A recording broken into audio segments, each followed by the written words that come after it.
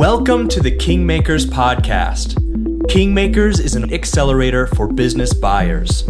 We help entrepreneurs acquire their ideal business and provide them with the tools to succeed post-acquisition. I'm your host, Kylan Ginger. Join us as we explore and unlock the secrets to successful business acquisition, growth, and exiting strategies. Hey guys, so if you're enjoying the podcast and you want to take the next step in your business buying journey, there's a couple different ways that you can do this. First, check out our business buying workshop. The Kingmakers Workshop will give you a backstage pass to a private equity firm that acquires and operates 6+ new businesses per year. This is an opportunity for you to peek behind the curtain and understand the entire process of finding, buying, and growing an online business. The workshop is limited to a small amount of serious business buyers, so you can count on it being intimate and you can plan on spending plenty of one-on-one time with some of the best and brightest entrepreneurs in the M&A space. So go to kingmakers.co/workshop. Again, that's kingmakers.co/workshop to get more information and to apply. Second, if you are serious about buying a business, I would love to have a quick chat with you and see how we can help. Go to kingmakers.co/call, tell us a little bit more about yourself, and then you can schedule a free consultation call, and we'll see what we can do. Again, that's kingmakers.co/call. Talk to you soon. What is up, business buyers, and welcome to another Kingmakers episode. Today on the show, we have Adam O'Leary. Adam is an experienced online entrepreneur and traveler. One of his top skills in the online space, and something he's been quite known for, is being able to dramatically grow online businesses via webinar sales. He's done some significant work on Wired Investors properties, which, if you guys remember, is a private equity firm and portfolio of companies that preceded Kingmakers. And through his webinar expertise, he's built an agency that helps websites grow through this monetization method. And if you become a Kingmakers partner in buying online business with us, chances are you'll meet Adam and his team, and they'll be a part of the growth plan for the business we buy. So, Adam, welcome to the Kingmakers podcast. Good to have you on, man. Thanks for bringing me on. I'm excited for this. It'll be good. Excited to share a little bit about what we've worked on and things like that. So yeah, man. So give you guys listening a refresher. We've talked about this in previous episodes. But when you look at a cash flowing website, all it is really is, when you really break it down, is it's a combination of one or more traffic sources and one or more monetization methods. And one of the things that you're looking at before you acquire a website is what are the risks of the current traffic sources and monetization methods that are in place, and how are we going to mitigate those? But more importantly, where is all the low-hanging fruit, and how are we going to capitalize on those growth opportunities, and how are we going to grow, add more traffic sources and monetization methods? And there are a lot of different, monetization methods. And at Kingmakers, we have several that are in our wheelhouse and that we're very good at. And we're constantly adding more to our quote-unquote bag of tricks. And webinars is one of these methods. And so I wanted to have Adam on to basically dive deeper into that. And in future episodes, we'll likely dive deep into other traffic sources and monetization methods and just learn everything we can about them. So, Adam, man, I'd love to start by maybe you can give us a bit of a background on yourself, your story, kind of fill in the blanks from the intro. And tell us where you're at in the world now, or I know we were talking earlier and you might not, want to mention that, but maybe give us a little bit of a background on yourself and what you're up to these days. Yeah, absolutely. So I am, just some background. So when I first started out in the online world, to say the least, I wasn't really in a good space. I was like $32,000 in debt at that point. I didn't know anything about business. I understood that I like sales since a very young age, to say the least. But I would say the whole business side of things, I thought I knew what I was doing because I went to school. And of course, if you go to school, that means you understand business inside and out.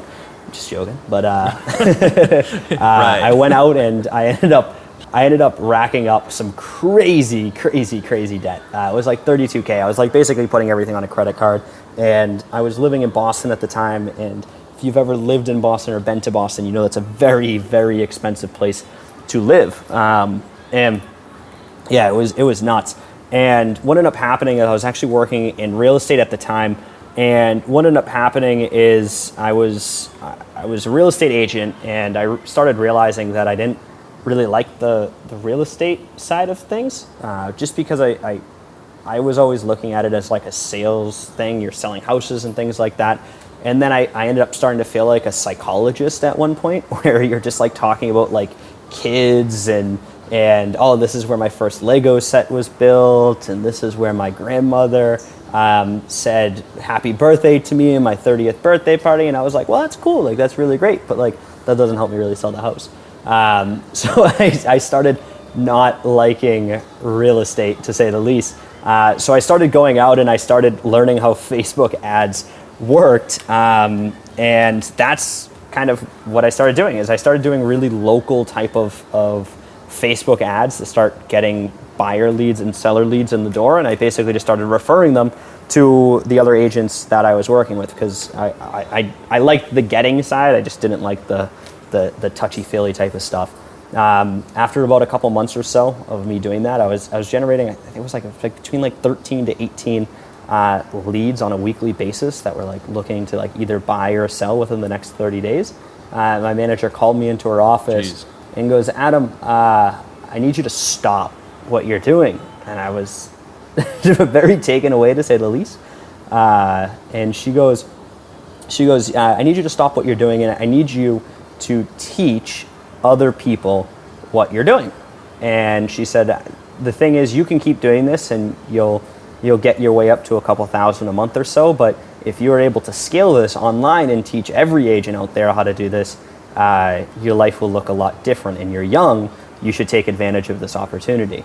And it was the next day, I think it was actually that day, I was very confused, but the next morning, I think I woke up at like 6 a.m. or something, which is like really early for me at that time.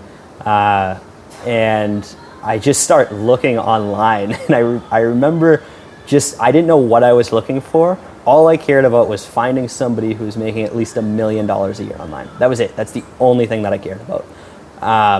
And I don't know why it came to my mind, but I started looking on Udemy. And I was looking on Udemy, and I was looking at all these places, and I saw this guy, and he was talking about webinars, he was talking about sales, he was talking about private equity. It was like kind of all over the place. I didn't really know what any of it meant. I thought the word private equity was a really cool word. I literally didn't know what it meant. That's great. Yeah, I just thought it was cool. So I bought all the courses. I think it was like $60 I spent. Or actually it was I think it was like 50 something dollars, because I found a discount code. And I went ahead, I bought all of them, and I watched all of them, and I was like, this guy knows what he's talking about. And I didn't even know what I was listening to, but I thought it sounded cool. And his name was Eric, and I just found this guy's email. His name was Eric, and I find his email, and I start pinging him on every channel I can possibly find, whether it's through Facebook or email or whatever. And he messages me back and was like, hey man, leave me alone. And I was like, no, you don't understand. Like, I'm gonna come work with you for free for 30 days, and you're not gonna pay me anything, and you're gonna teach me everything that you know, and then by the end of that 30 days, I'm gonna make you more money than you would ever have to pay me. And That's great. He just messaged me back, you're crazy, like, leave me alone. And I was like, no, I'm not gonna leave you alone. Like, I want what you have, and I know that I can help you out dramatically. And after he gave me like this crazy assignment. Like, it was like probably a month's worth of work he probably gave me, and I did it in like 48 or like, I think it was like 72 hours. It was like 3 days, and I just didn't sleep for 3 days, and I got all of it done, and I sent everything back to him. And Eric was like, dude, like, what's wrong with you? And I was like, I'm coming to work for you for free. Like, you don't understand.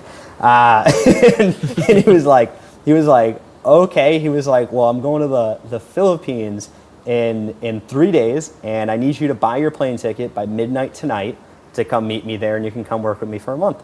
And I didn't even have a dime to my name at that point. Like, I really didn't. And I just remember asking a family member, I said, I need $3,000. Like that. I said, I need $3,000. I'm going to pay you back next month.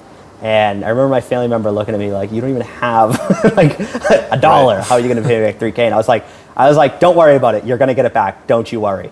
And I bought the plane ticket that night.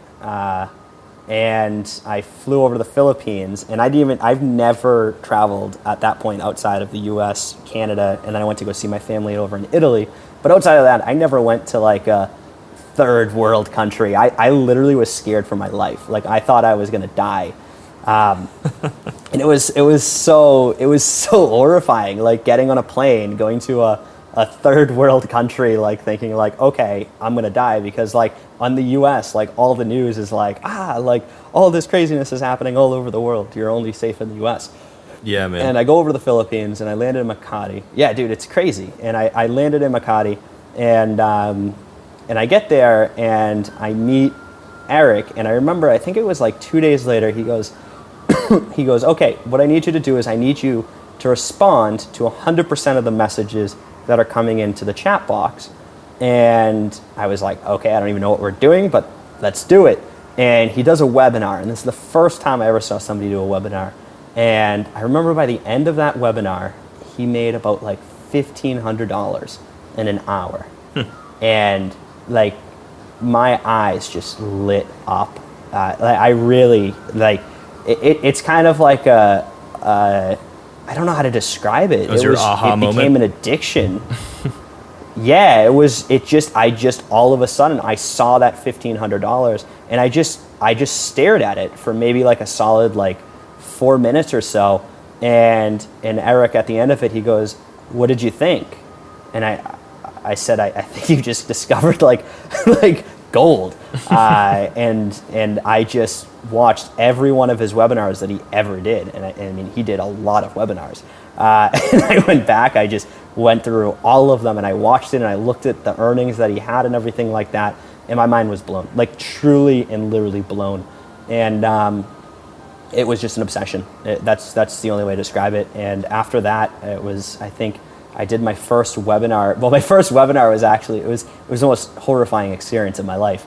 He goes, it was about maybe like 2 weeks in, and he goes, he was like, okay, just do all the messages in the chat box. And I said, okay, cool. And he starts the webinar. He goes, hey guys, how's everybody doing? He goes, I actually brought a special guest with us on tonight, and Adam is going to be doing the rest of the webinar for you.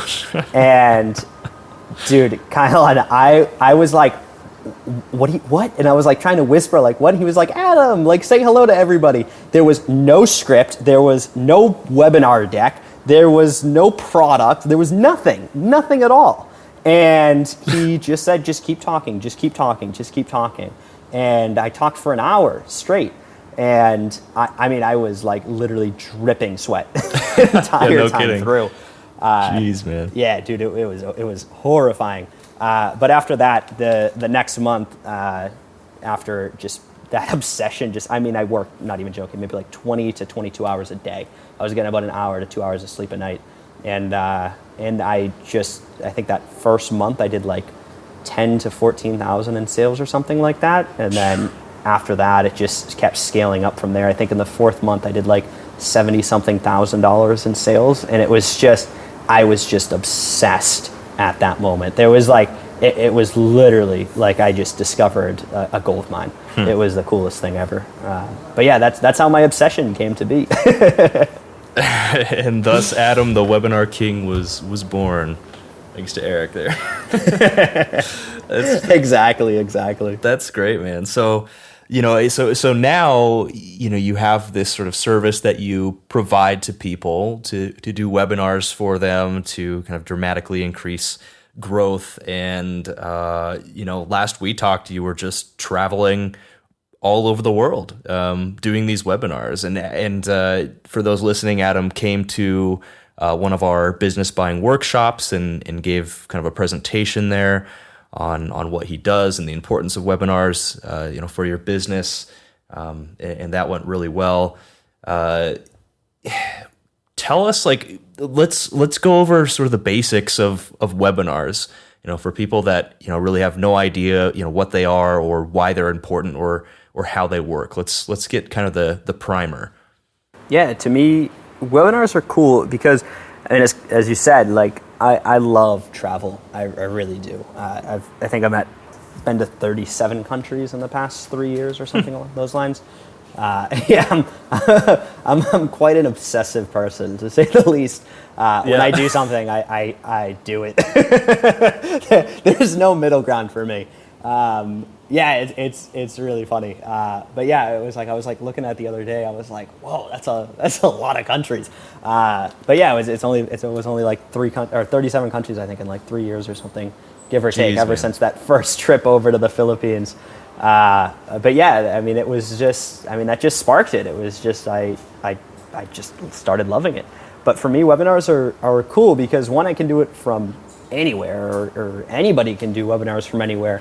But I think the most important things that people don't understand about webinars, and there's definitely a big misconception, I would say, about webinars, is because a lot of people think that you have to go ahead and you have to build up this like crazy thing where you're going out and you're like hard selling people over the course of like an hour or something along those lines. And I've seen a lot of people scared of webinars, or not even people, companies scared of webinars, is because of that misconception that you're hard selling the customer. And then the reality is, if you look at any webinar out there, it's just trust building.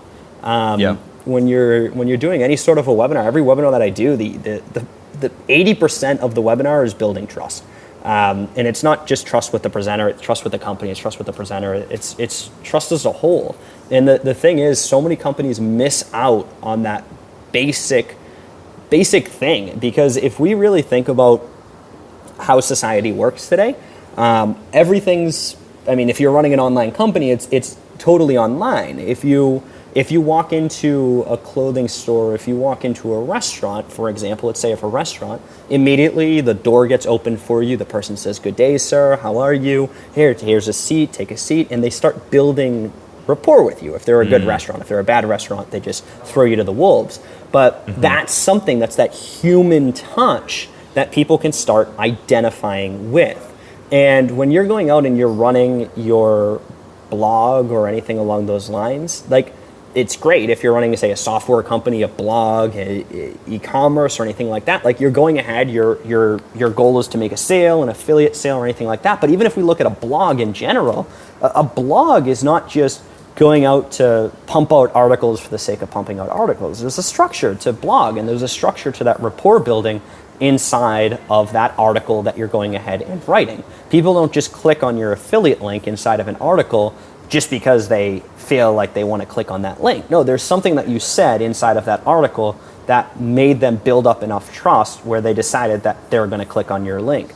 And when you look at a webinar, that's what it is too. It's rapport building, it's trust. I'm trying to make you laugh. I'm trying to make you smile. I want you to like me. That's it. I want you to like the company. I want you to have trust in the company enough where at the end of that session, you're making a decision that, you know what, this guy seems down to earth. You know what, this company seems like a trustworthy or reliable company that they're going to stick with me.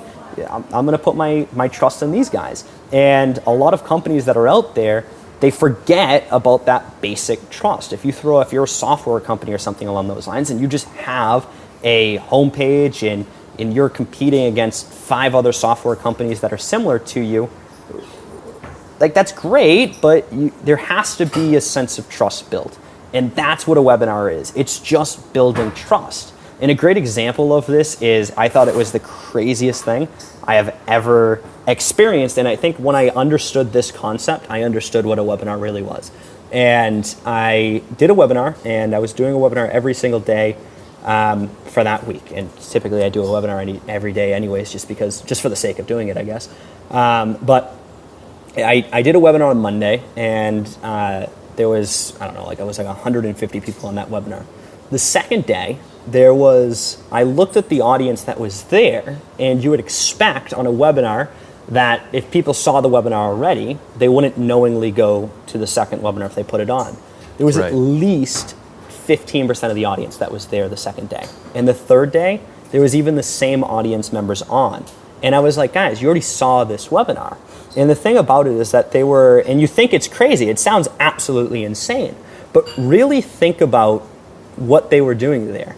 Is they were really intentfully trying to make a decision if this company was where they should put their hard-earned money. Is it where they should put that trustworthy decision? They didn't just join the webinar because they wanted to listen to my beautiful voice 3 times in a row. They joined it because they were making a true decision whether this was the company that they wanted to work with or not. And to me, I think that's what really opened up my eyes to what a webinar truly, truly is. Does that make sense to you?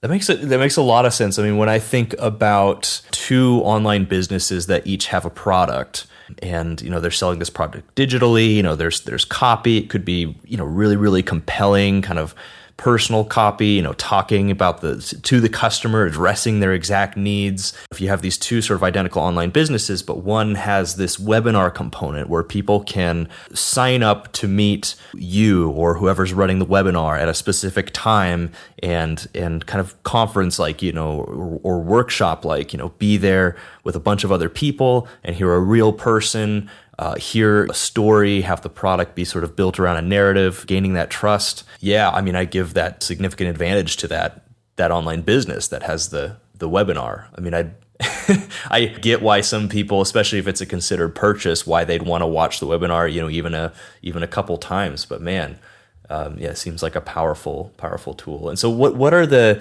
talk about your track record a bit. What are some of the things that you've seen come about as a result of webinar usage in some of the online businesses that you've worked with? I know with one of the Wired Investors properties, you did quite well on a finite list of people, just like continually selling and talking to them over and over again. I'd love to hear about that because, man, when you talked about it at the workshop, I remember just thinking, it opened my eyes to webinars. I've always you listen to John Lee Dumas and Entrepreneur on Fire and some of these other guys that do a lot of webinars, or like Pat Flynn, and they're always ranting and raving about them. But, I've never, I guess, learned about them as deeply as kind of you taught at the workshop, and it opened my eyes, man. Yeah, absolutely. So when you're thinking of webinars, and it's definitely another huge misconception about them. And I think it was really thanks to that kind of first experience that I had, because I was taught, I think, in a very different light than many other people were. Because I was told, because what basically Eric told me was that you have to do a webinar every single day in order to really master your craft. And then the other thing about it is once you do the webinar, you have to go back and watch your webinar. To make sure that that could be painful. Oh, it was brutal.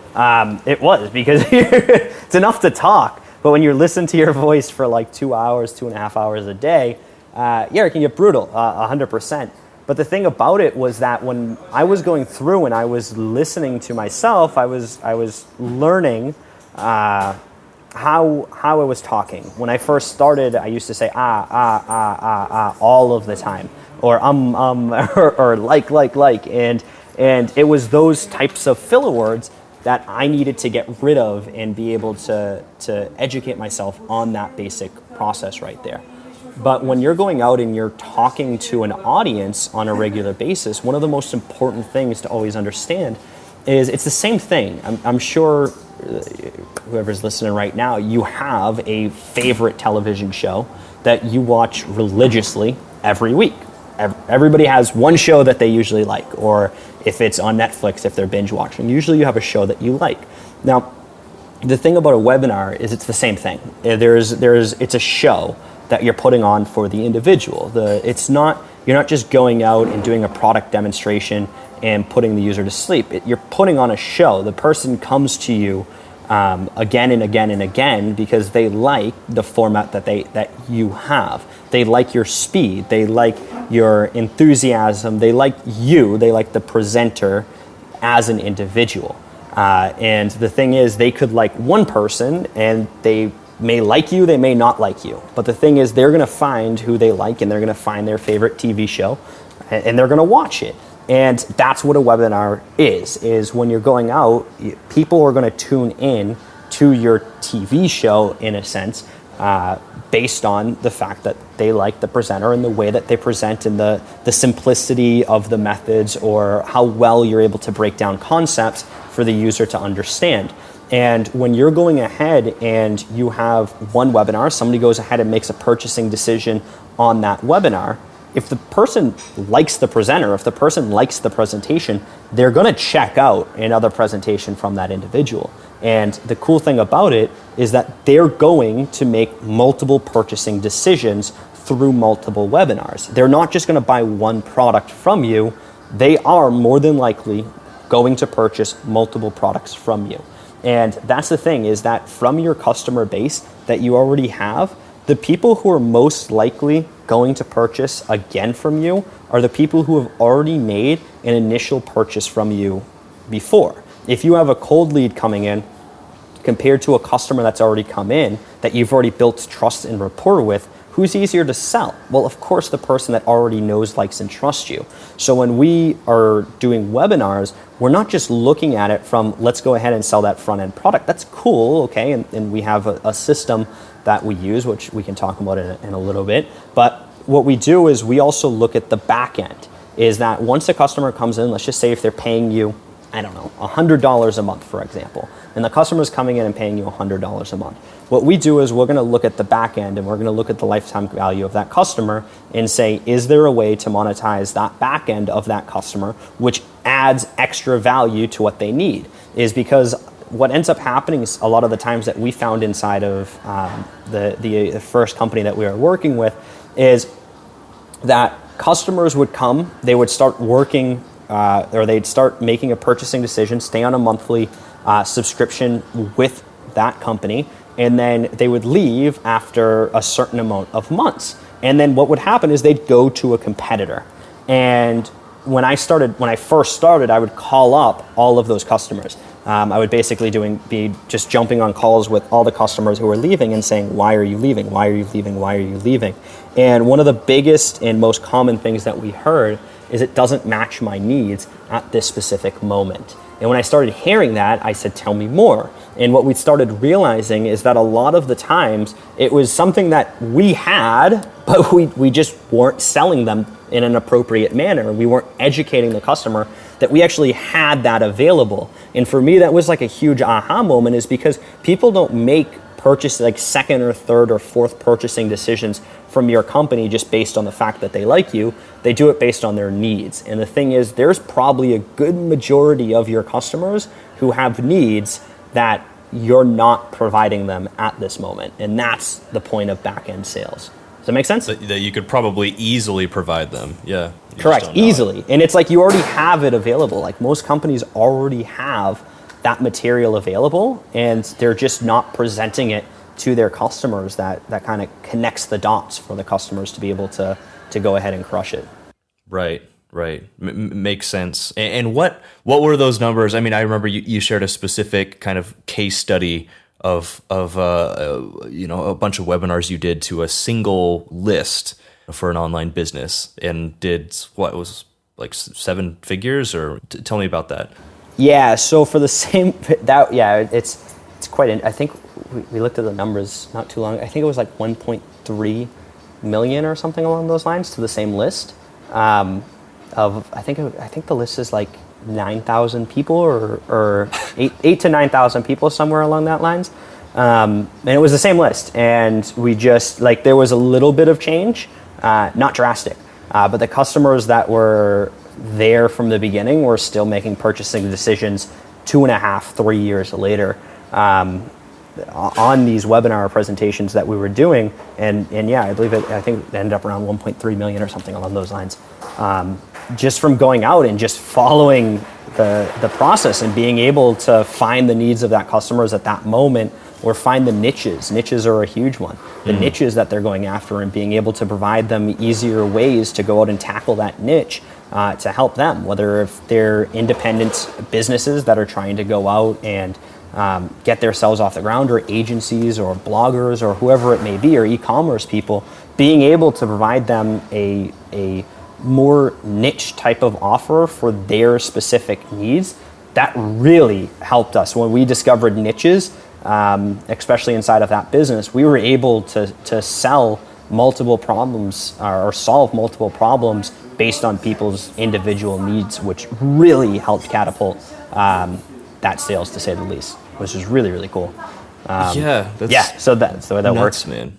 Like under a list of under 10,000 that's not really changing over a period of a couple of years, 1.3 million, 7 figures, by just continually finding ways to give them what they want and continuing to build that trust. And they keep tuning into that TV show to listen to you and buy what you have to sell because of that trust.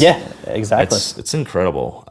It really is. And so one thing I was thinking as well, and just one thing I wanted to say, like one of the things that we do, so a lot of the clients, I guess, that we work with, or at least what we look at, is usually businesses are very good at doing what they're good at doing.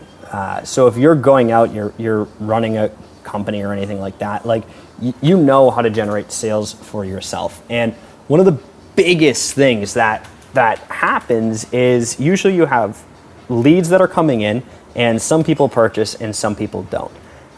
And what we're noticing with a lot of the businesses that we're talking with that are interested in working with us is that when they're going ahead and they have these clients that are coming in, they're signing up for their programs.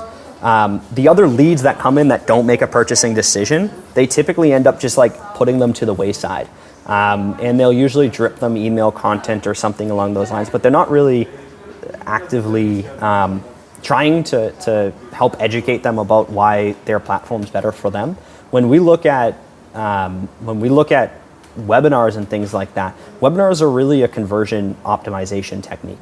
And one of the biggest things is like if you know how to sell your customers, but you're letting a bunch of leads kind of go to the wayside, there's a lot of opportunity there, because usually the reason that somebody didn't purchase isn't because they don't like your product. I mean, think about it. They came to your site and they came there for a reason, because they have that need. Like that individual didn't just magically end up your site for no reason. They weren't looking for like dog care products and then ended up on a software product for no reason, It was because they were searching for a specific desire. And when those leads come through and they don't make a purchasing decision, that's another huge use case that webinars can really help with. Because usually the tiniest difference is that they're comparing your offer to 5 other offers. And they're trying to say, okay, is this one the best one for me, or is it this one, or is it this one? And once you add that human element to it, oh my God, it just starts catapulting it. And it's just like you look at all these leads that were coming through and you're like, okay, there's nothing I can do with it because I'm just dripping them out and nothing's happening with those leads. So after, I don't know, a month or whatever, we just leave them alone and nothing happened. But there's so much opportunity right there. And it's just a matter of adding that human experience to the equation and just building that trust and saying, listen, we're going to be here for you.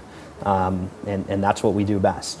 You see what I mean, Kylon? It's such a huge way to look at what webinars are. Totally. You just have that little human touch. It just changes everything. And to me, that personalization is massive. Yeah, I love it, man. What type of businesses or online businesses are best for webinars? And like, at what point do you look at an online business and you just think like that a webinar is not going to work here? Or is there even such an animal as that? Yeah, that's a great question. And I've been putting a lot of thought into that, because the thing is with webinars, there's so many use cases to it. I mean, like one of the originals of webinars is QVC.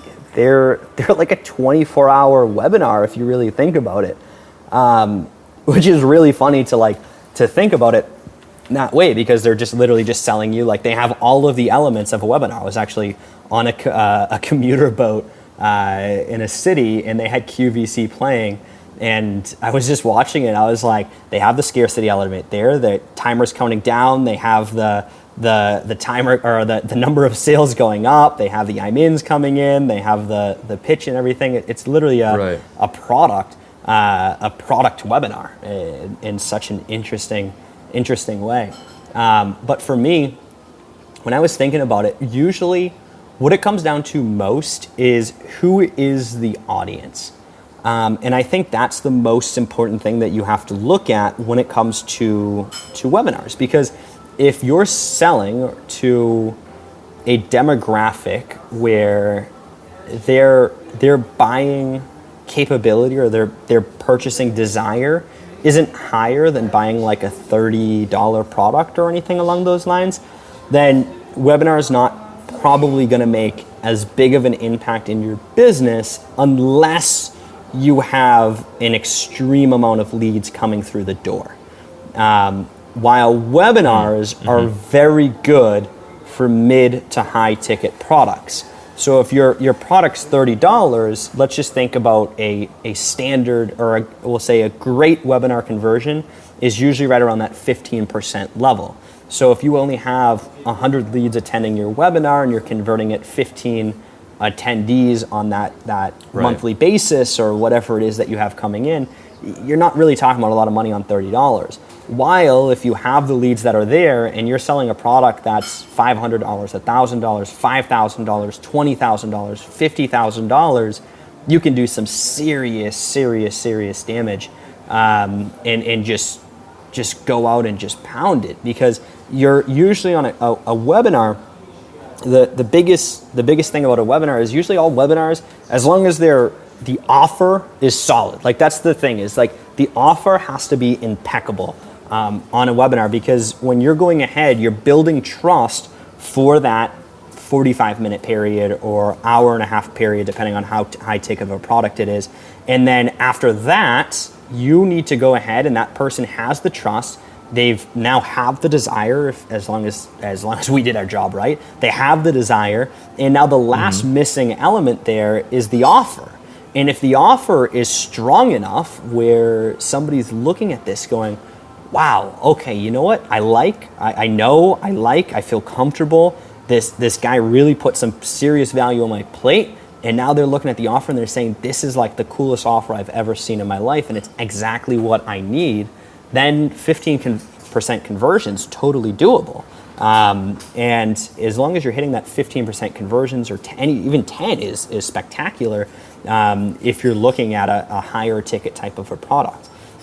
So for me, I think the most important thing when it comes down to webinars is just knowing the numbers and knowing what type of product that you have. And usually one of the first things, when we're talking to any companies that are reaching out to us, one of the first things that we look at is, okay, we're going to look at all of the products that company already has, and then we're going to look at any way that we can increase the price of merging some of the products together or building something, adding a little bit more elements to it to bring that price point up. Because if we can get 15% conversions on a $30 product or 15% conversions on a $2,500 product, it's the same conversions, it's just a totally different number that you're staring at in the face. So I think that's the most important thing, is just understanding, is there the capability of increasing the price of a product or a service or whatever it may be to a price that makes sense for webinars. Right. I think you brought up a good point that I just want to extract here for people listening about leads. Because one of the things that we do at Kingmakers is, when we look, when we're looking with a partner for, when we're sourcing a business to purchase, one of the things that we want to see is that there's a very, very scalable way to generate leads, and that this is, validated somehow because of precisely what you said. And kind of what I was alluding to earlier, that, a website is a combination of a traffic source and a monetization method.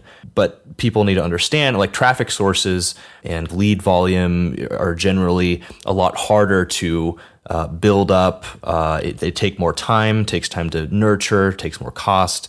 to build up a traffic source than it does to just kind of slap on a monetization method. And so when you acquire, you're sort of thinking in terms of, you're really wanting to focus a lot on the traffic channel, because there's probably multiple ways to monetize that, and these ways don't take long to implement, but it can take longer to sort of build up that traffic and that lead volume. And again, one of the things we're looking at is how scalable are those leads.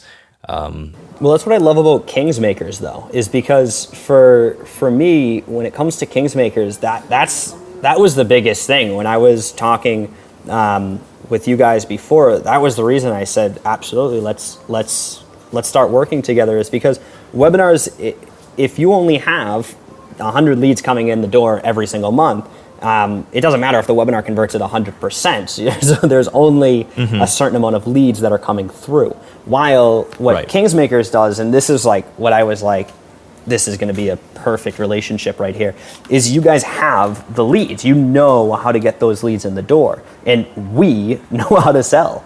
And that was it. When you guys look at a business, and I remember talking with you, I think it was like last month or whatever, one of the first things that we were talking about was we were looking at, you were looking at a company and all those types of things, and the first things that we came down to, we were looking at is like, all right, this is the products that we can probably staple together inside of a webinar. What are the lead sources? And you guys knew what lead sources you were going to tack on, and you had an idea of how many leads you guys were going to be bringing in the door in order to make sense. And that right there is the power of being able to add those leads in and then get those conversions through the door. Like, I love it. Yeah, no, it's true. But that I'm glad you brought that up, because I can use that as a super short case study on like how we think about these businesses and how we've got, we're very buyer focused. And when we purchase a business with you, if you're one of our partners, we're putting our own capital into the deal. Our incentives are aligned. And so we want to make sure up front, and we're doing multiple phases of diligence to figure this out, that this is a good purchase. And so that particular business you're talking about, Adam, like, yes, I remember when we talked, we were like, so for people listening, this was a business that we were looking at to purchase with one of our partners who'd onboarded with us. And we were talking with Adam and his team to see if webinars could be a significant growth strategy we could add to this business post-acquisition. And so we were going to do some test webinars and sort of validate that hypothesis, right? And one of the things we discovered, and why we didn't end up doing a test webinar, was that there weren't enough leads coming in. And instead, we first needed to figure out a way to kind of scale those leads and kind of up the lead volume. So as Adam alluded to, we put together, a couple different strategies on, okay, these are some ways we think we can bring more leads into the business. And, Adam, after we kind of engaged, we worked to try to validate those. And long story short, we couldn't validate that. And we were in the post LOI, we'd already put an LOI in this business, and we were sort of in the deep diligence phase. And long story short, we weren't able to really find a way that to scale leads that we knew was foolproof and that we were very comfortable with post acquisition. So we actually, last week, we ended up passing on that deal, or recommending, to our partner that we pass on that, simply because, there were multiple reasons, but that was one of the biggest, is that we don't see a way to scale leads. But that to me was the coolest thing, because when we were going through that, and I love that, and I really, really, really did, because especially when we were looking at that deal, when we first went in and we just said, okay, hey, we need a certain amount of leads on this webinar in order to have any sort of validation. And we went through, and then we talked about that even further. My favorite part about that was how, as you guys looked at that deal, and then you guys actually went through the leads, you guys kept us in the loop and everything like that. I love the fact that you guys passed on it. Right. I do. Because I think, to me, that was stronger than actually accepting the deal. Because the fact that you didn't realize, or that you weren't able to add the leads that would add the conversions that we needed in order to make that happen, to me, that was awesome, because it just meant that you weren't trying to take a deal for the sake of taking a deal. It was about going out there and saying, you know what, this isn't the right deal for us at this time. Maybe in a year or so, if they kind of get it up and going, it'll be better. But I just love the fact that you guys you didn't just take the deal for the sake of taking the deal. I think that was actually really, really good work on your guys' part. Yeah, and it's definitely, it's not the first time we've done that. I talked to potential partners who are thinking of onboarding with us, on a daily basis, and one of the main points we end up drilling down to is the difference between how Kingmakers operates and how a lot of these other brokerages out there operate, who are very kind of sell side focused, and they're really incentivized to just basically sell you the business and be done with it. They earn their commission from the sell side, and that's that. Whereas on our end, we're very, again, buyer focused, and so we want to make sure we have a very quality deal. We're investing our own capital, so we got to make sure this is something we can continue to de-risk and grow post acquisition. And it's painful sometimes, and sometimes there's a corporate cost that we have to sort of swallow, because we've put a lot of time and effort with this particular deal. We did put a couple months worth of time and effort into the diligence process, thousands of dollars really, with between us and our partner. And but at the end of the day, it's better than having $800,000 worth of debt on a business that you can't grow in a scalable way, right? So that's kind of where our focus is. So, we're getting a good plug for Kingmakers in here, but I also want to, get a plug for you, man. Maybe talk a little bit how what it looks like to kind of work with you in the Kingmaker system. I know you are, your agency, works for a bunch of other websites and you're doing that thing. But explain to people kind of how you partner, with our partners in the Kingmakers and kind of what that looks like. And then, how can people get a hold of you as well if they're listening and they're like, I have a website, or I want to know more about, how you work with these online businesses to grow them. What's the best way for people to get in touch with you? Yeah, absolutely. So we do, like, the first thing that we do is before we even take on any client, we don't really take on clients for the sake of taking on clients in any way, shape, or form.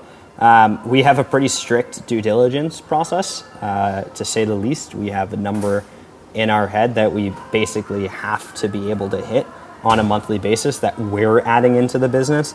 And if we truly don't believe that we can hit that number, after working with you guys and going through our own little due diligence process on the company, and then hearing about what for example, Kingmakers says that you guys are going to be adding in, and what's the anticipated lead volume. If we don't believe that we can hit that number, under no circumstances do we take the deal. Because all of our clients that we work with, we either have to hit that number, or we are working 24 hours a day in order to figure out how to make it actually happen. It's really funny on our team. We have some team members that say, okay, starting my 4th shift today. Just because everybody is adamant about us being able to hit those numbers. Yeah, it's actually quite funny.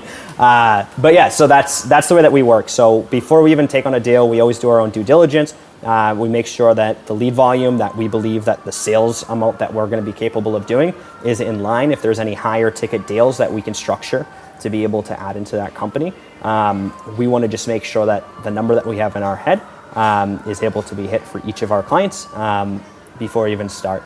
After that process, once we look at it and we say, okay, there's about an 80% chance that we believe that we're going to be able to hit that number for the client, because of course you can never be 100%.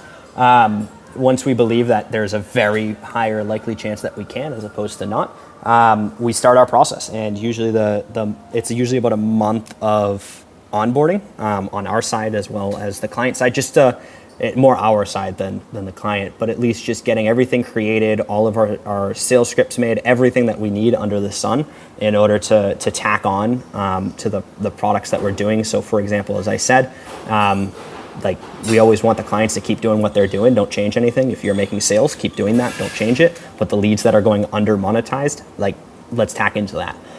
We'll create that system right there, and then the back end will tack that in for both sides in order to increase the sales volumes there. And we basically take about a month or so with our entire team, our copywriters, our designers, everything that we have, in order to go ahead and just get that all up the ground.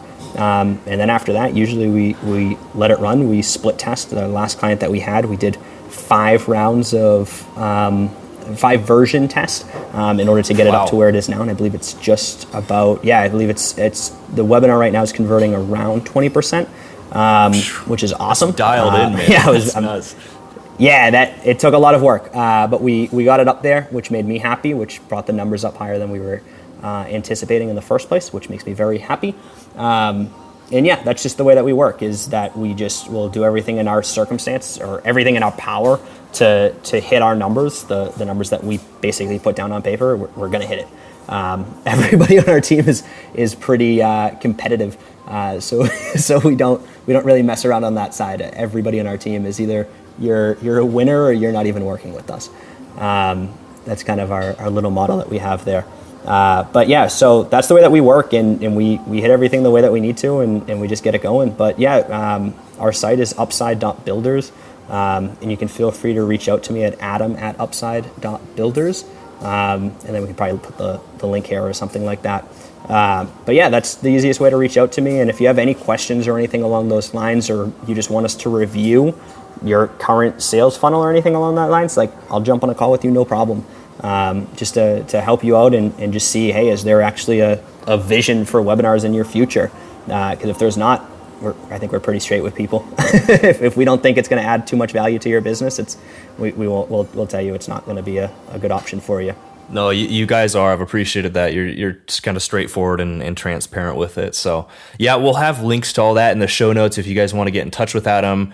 But again, you'll probably talk to him and his team if you work with Kingmakers as a partner as well. And a good way to think about him is just this sort of great kind of plug and play option to plug into your business if it works for everybody to keep that customer attention. And build trust, and it's just a great kind of growth strategy for these online businesses. So, yeah, that's all I've got, folks. You are the average of the 5 people you hang around the most, and today you've been hanging out with Adam and Kylan, learning how to build your business empire. For more information or to get in touch, head over to kingmakers.co, and always remember to build beyond business.